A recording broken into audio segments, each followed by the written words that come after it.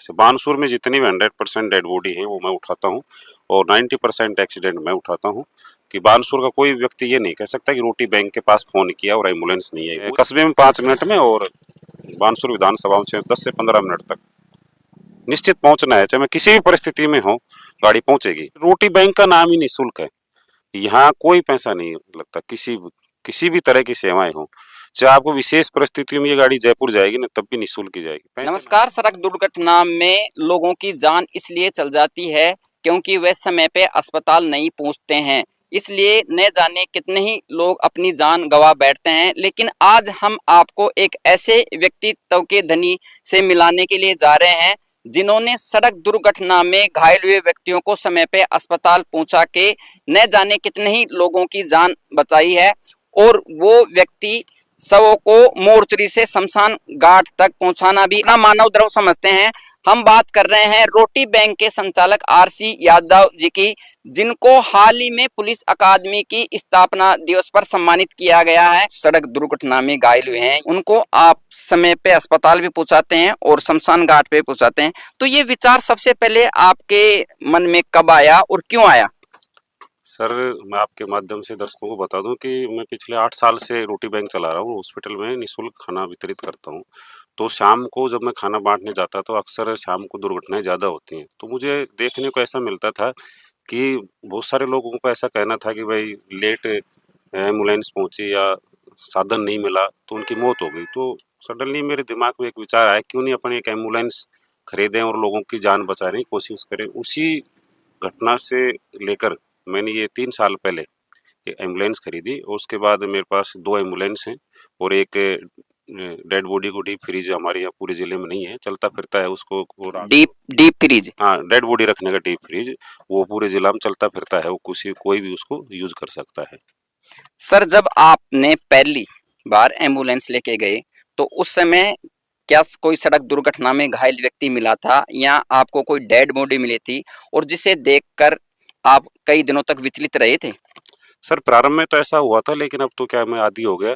अब तो कोई ऐसा कोई प्रभाव नहीं पड़ता है ना, बहुत मेरे लिए सामान्य सी बात हो गई कि किसी पहली पहली क्या घटना थी, आप थोड़ा संक्षिप्त में बताइए। पहला मेरे को जैसा ध्यान है कि कोरोना में लाया था मैं, 1 अप्रैल 2021 को एम्बुलेंस लाया था। तो पहली घटना में कोरोना से एक महिला को उठा के लाया था मैं, जहाँ तक ध्यान है चूल्हा से, और उसके बाद उसकी 2-3 दिन में डेथ हो गई थी, उसको मैं ले गया था। तो उस समय तो वैसा ही थोड़ा बचाव मुद्रा में था मैं, लेकिन फिर भी मैंने पूरी कोशिश करके और अपने आप को बचा के। सर, मेरा आपसे निवेदन रहेगा कि आप बाहर आइए, कृपया अपन बाहर आके बातचीत करते हैं। तो सर, अपन बात करें तो अब तक आपने सड़क दुर्घटना में कितने व्यक्तियों को अस्पताल पहुंचाया है? सर, 1 अप्रैल को ये एम्बुलेंस लाए हुए लगभग 3 साल हो गई और इसके दौरान मेरे पूरे आंकड़े हैं मेरे पास। मैंने लगभग 750 से ऊपर सड़क दुर्घटना में घायल व्यक्तियों को हॉस्पिटल पहुंचाया है और लगभग 350 के ऊपर आंकड़ा चल रहा है डेड बॉडी को शमशान घाट से। बानसूर में जितनी भी 100% डेड बॉडी है वो मैं उठाता हूँ और 90% एक्सीडेंट मैं उठाता हूँ कि बानसूर का कोई व्यक्ति ये नहीं कह सकता कि रोटी बैंक के पास फोन किया और एम्बुलेंस नहीं आई। वो एक अलग बात है, कहीं किसी दिन कठपुतली गई हो। तो सर देखो, एम्बुलेंस लाना एक बहुत बड़ी बात होती है और उसको चलाना उससे भी बड़ी बात होती है। तो आप ये किस तरह से क्या मैनेज करते हो, जबकि आपने लिख रखा है निःशुल्क सेवा है, तो पेट्रोल भी जलता है, आपके और भी कोई खर्चे होते हैं, तो ये किस तरह से क्या मैनेज कर पाते हो आप? जो हॉस्पिटल में जो खाना जाता है जी। वो तो सेंट जेवियर के निदेशक अशोक कुमार जी हैं, उनकी तरफ से निःशुल्क जाता है। वो मेरे ही पार्टनर हैं स्कूल में। तो और ये जो एम्बुलेंस है, ये लोग 1 रुपया 1 रोटी का मैंने दान का कर रखा है, तो लोग इसमें दान देते हैं, लेकिन बहुत कम दान आता है। लगभग रोटी बैंक का महीने का खर्चा 50-60 हज़ार रुपए के आसपास आता है और कुछ दान से आ जाता है, जो बच जाता है वो फिर मैं मेरी जेब से भरता हूँ उसको मैं। आप जो ये पुनीत कार्य कर रहे हो, ये आप अकेले कर रहे हो या आपकी टीम भी है? नहीं, अकेला तो मैं नहीं कह सकता। देखो, कोई भी बड़ा कार्य होता है, सामाजिक कार्य हो, तो अकेला तो नहीं हो सकता। सब लोगों का सहयोग, पूरे समाज का सहयोग इसमें, हर आदमी का, आपका भी, आप इस मुहिम को आगे तक पहुँचाने में आपका सहयोग है, तो आपका भी सहयोग होगा इसके अंदर तो लेकिन मैं ये है कि मैं इस एम्बुलेंस को स्वयं चलाता हूँ और जब मैं कहीं बाहर चल जाता हूँ, तो मेरी टीम के सदस्य हैं, 4-5 लोग डेडिकेट हैं, वो कभी भी मैं कहता हूँ तो तुरंत सेवाएँ देते हैं। लेकिन सब कुछ निःशुल्क रहता है, कोई पैसा नहीं सर, लगता। आपके सामने अब तक कोई ऐसी चुनौती आई है जिसका आप सामना नहीं कर पाए हो? नहीं देखो, जब इंसान कुछ करने की ठान लेता है ना, तो ऐसा कुछ भी नहीं। चुनौती तो बस कोरोना में ही आई थी कि मैं डेड बॉडी उठाते-उठाते एक रात को मैं 5 डेड बॉडी उठाई, 3-3 घंटे तक लाश पड़ी रहती थी कोरोना में। तो मैं स्वयं कोरोना ग्रसित हो गया था, तब मुझे थोड़ा-सा बुरा लगा कि यार मुझे जान में खेल गया, मतलब मैं एक मेरे 17-18 पॉइंट कोरोना के हो गए होते हैं, वो हो गए थे मेरे। तो मुझे भी एक दिन ऐसा लगा कि मैं भी जा रहा हूँ दुनिया छोड़कर। सर, आप मध्य रात्रि को गहरी नींद में सो रहे हैं और उसी समय आपके पास में कोई कॉल आता है, तो कभी ऐसा हुआ कि अपन कॉल रिसीव नहीं किया हो, से किसी व्यक्ति की जान चली गई हो? नहीं सर, देखो ऐसा तो 3 साल के अंतराल में तो ऐसा कोई व्यक्ति भी नहीं कह सकता। और मेरा 24 घंटे जो हेल्पलाइन है, ये लिख रखी है आपने 7413010101 जी। हमेशा चालू रहती है। 3 दिन पहले की छतरपुरा की घटना बताता हूँ कि रात को 2 बजे पुलिस ने फ़ोन किया, 1 बजे, और कोई मोटरसाइकिल वाले टक्कर मार दी थी। तो मैं 15 मिनट में पहुँच जाता हूँ। चाहे किसी वक़्त आप कोई भी किसी वक़्त फ़ोन करे, कस्बे में 5 मिनट में और बानसूर विधानसभा में 10 से 15 मिनट तक निश्चित पहुँचना है, चाहे मैं किसी भी परिस्थिति में हूँ, गाड़ी पहुँचेगी। सर, सड़क एक्सीडेंट दुर्घटनाएं कम कैसे हों? सर देखो, इसमें तो क्या है कि 2 साल पहले हमने बानसूर में जितने भी रोड पे ब्लैक स्पॉट है ना, उनको मैंने चिन्हित करवाया था। यहाँ मृत्युंजय मिश्रा एक डीएसपी आए थे और हमने जीपीएस उठाया था वहाँ से। लेकिन दुर्भाग्य रहा कि वो गए, उसके बाद कुछ चुनाव आ गए, कुछ ऐसा हो गया, कुछ जल्दी-जल्दी पुलिस प्रशासन में ट्रांसफ़र भी हो जाते हैं, तो बैठ नहीं पाया वो। यदि उन ब्लैक स्पॉटों पे कुछ इस तरह का पीडब्ल्यूडी द्वारा कुछ सुधार कर दिया जाए ना, तो निश्चित जान बच सकती है। सर, आप ये बताइए कि आपके पास में किस तरह के कॉल ज़्यादा आते हैं, सड़क दुर्घटना के या फिर अन्य तरह के कॉल आते हैं आपके पास में? नहीं, सड़क दुर्घटना के ज़्यादा आते हैं सर। और अपना जो रोटी बैंक का मेन उद्देश्य है ना, वो रोड पर घायल व्यक्तियों को पहुंचाना रहता है। लेकिन फिर भी आपातकालीन परिस्थिति में किसी प्रकार का कोई केस हो ना, तो मैं जाता हूँ सर उसके अंदर।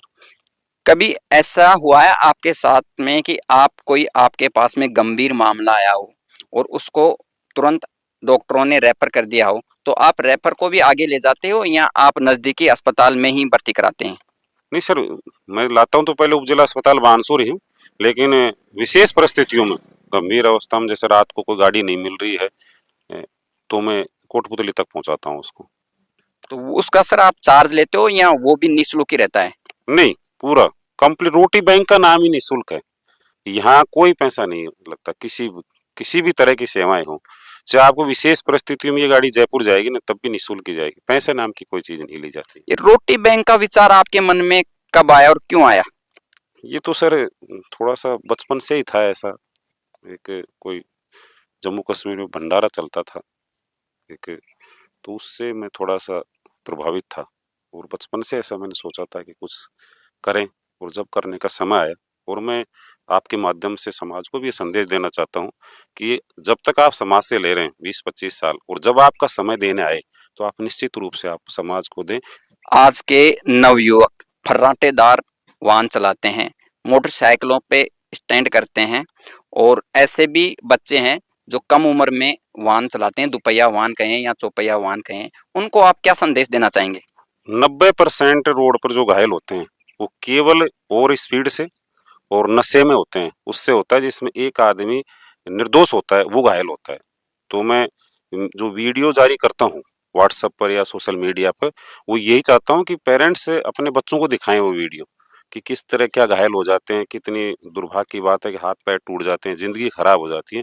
तो यदि पेरेंट्स, अभिभावक, इस बात को पूरा अपने बच्चों पर फोकस कर दें ना, तो निश्चित रूप से सड़क दुर्घटनाओं में कमी आ सकती है। सर, हमने अमूमन तौर पे देखा है कि जहाँ कहीं भी सड़क दुर्घटना होती है, वहाँ लोग उस व्यक्ति को जो घायल हुआ है, उसको उठाने के बजाय या तो उसका वीडियो बनाते हैं या फोटो खींचने लग जाते हैं। इस बारे में आप क्या कहेंगे? देखिए, वो गंभीर घायल होता है तो व्यक्तियों की भी गलती नहीं है, बहुत ही टिपिकल होता है उसको उठाना। उसके पास मोटरसाइकिल पर डाल नहीं सकता। अभी मैं 1 घंटे पहले एक ही घटना बताता हूँ आपको। गूंता सापर में कोई 2 परिवारों में झगड़ा हो गया। वहाँ 2 गंभीर घायल, एक महिला और आदमी पड़े हुए हैं, और मुझे कोटपुतली पुलिस से फ़ोन आया, यहाँ स्थानीय पुलिस से भी फ़ोन आया, वहाँ गाँव से भी फ़ोन आया। तो जब तक मैं गया, जब तक आधे घंटे तक, और वहाँ संख्या कम से कम 100-200 आदमी खड़े हुए थे। किसी ने हिम्मत नहीं की भाई इसको उठाएँ या गाड़ी बुलाएँ। मेरे पास ही फ़ोन आ रहे थे बार-बार। नहीं, लेकिन सर वीडियो और फोटो खींचते हैं, जबकि अपना मानवीय धर्म ये कहता है कि आदमी को वीडियो फोटो बाद में खींचने चाहिए, पहले उसको या तो हॉस्पिटल पहुंचाएं जिस तरह से आप पूछा रहे हो, या उसको किसी तरह से कोई उसके पास जाना चाहिए, या और किसी तरह की कोई मदद करनी चाहिए। देखो करते हैं, मदद भी करते हैं, ऐसी बात नहीं है। और ये तो सोशल मीडिया का इफ़ेक्ट हो गया कि हाथ में फ़ोन रहता है, लोगों को निश्चित रूप से चालू कर ही लेते हैं।